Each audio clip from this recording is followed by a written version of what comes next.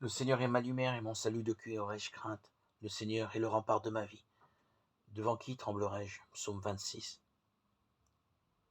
Le renouvellement de l'alliance débute par une sortie sous les étoiles.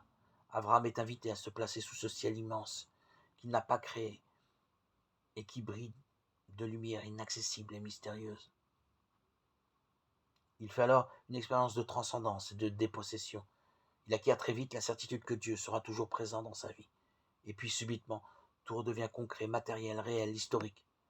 Dieu le ramène sur terre, dans l'histoire qui est la sienne, le fait rentrer dans l'atmosphère et lui fait quitter l'immensité du ciel pour lui parler des conditions concrètes de sa survie.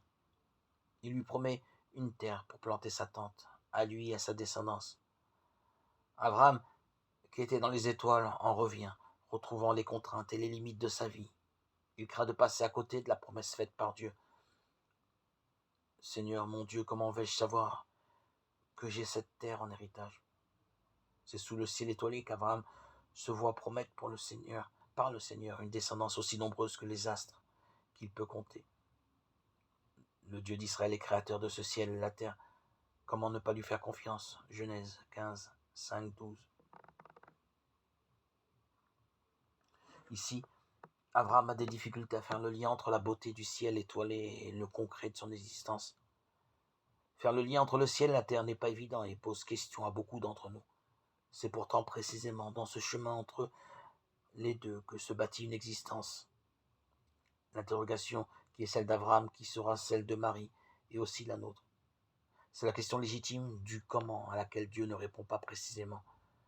Ce serait enfermer à nouveau cette relation de confiance dans des questions d'intendance.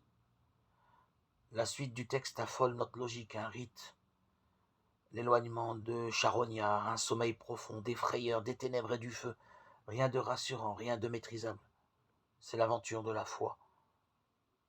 Nous savons que Dieu accomplira les promesses faites à Abraham, qui finira sa vie comblée.